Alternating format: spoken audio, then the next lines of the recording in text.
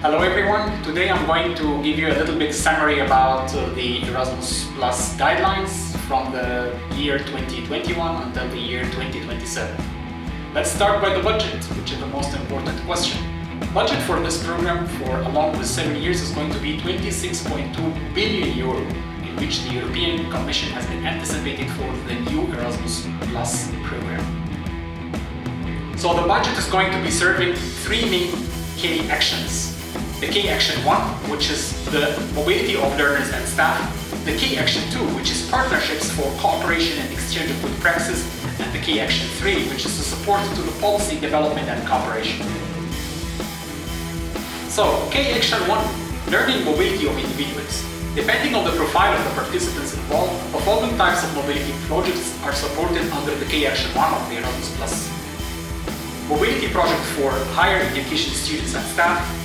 Mobility projects for VET, which is vocational education and training, learners and staff. Mobility projects for school pupils and staff. Mobility project for adult education learners and staff. In the field of youth, there is three different types of projects. Mobility projects for young people, which is called youth exchanges. Mobility projects for youth workers, and mobility youth participation activities. The key action 2, which is basically the cooperation among organizations and institutions. The key action 2 supports partnerships for cooperation, including cooperation partnerships and small-scale partnerships. Partnerships for excellence, including centers of vocational excellence, teachers, academy, and Erasmus Mundus Action. Partnerships for innovation, including alliances and forward-looking projects. Capacity building projects in the field of youth, and not-for-profit European sports events. Key action 3, which is basically the support to the policy development and cooperation.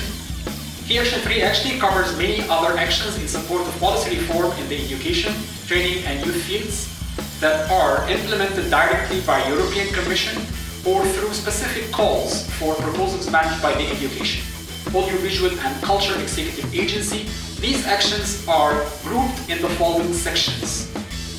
Support to European policy development, support to union tools and measures that foster the quality, transparency and recognition of skills, competences and qualifications, policy dialogue and cooperation with key stakeholders and international organizations, measures that contribute to the qualitative and inclusive implementation of the program cooperation with other union instruments and support to other union policies, dissemination and awareness-raising activities.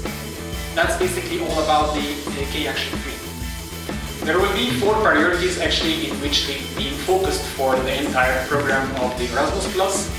The first one is inclusion and diversity. The second one is digital transformation, especially after the COVID-19 pandemic crisis.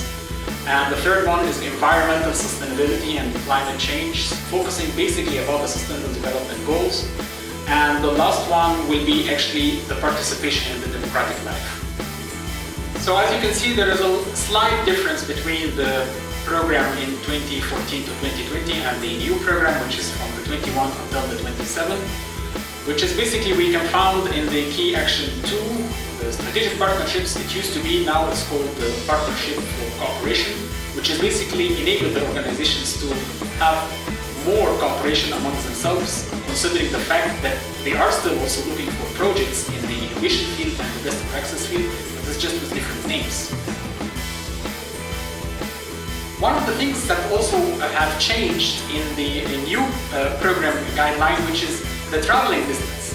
Now we can see, for example, in the key action 1, that the European Commission here put another alternative for traveling, which is, they called it green traveling, which is giving the chance to the participants to travel or to mobilize from a country to another country by means of ground transportation, which basically trains or buses or something like this. And also we can see that they have given a higher budget for this. So this is one of the things actually I think it is make a big difference, and also it reflects how the Erasmus Plus new program guidelines would like to reflect about Green Europe, which is one of the priorities that they have been listed. So my friends, if you really would like to take your project to the next level, or if you even have an idea if you do not know how to transform this idea to a real proposal that fits with Erasmus Guidelines, please get us in contact.